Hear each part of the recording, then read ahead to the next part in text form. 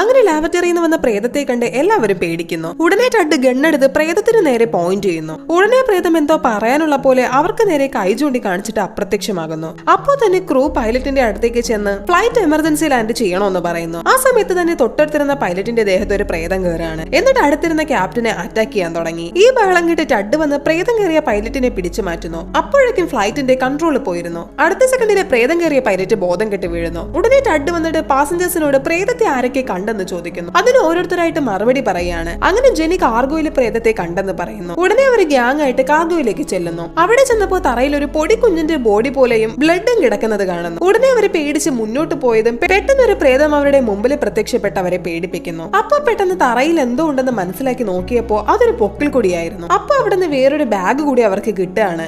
അതിനുള്ളിൽ ഫോട്ടോസും വെപ്പൺസും ബുള്ളറ്റും ഒക്കെ കണ്ട് ഒരു കില്ലർ ഫ്ലൈറ്റിലുള്ള കാര്യം അവരെ മനസ്സിലാക്കുന്നു. ബാക്കി കാണാൻ പാർട്ട് 5 എന്ന് കമന്റ് ചെയ്യൂ.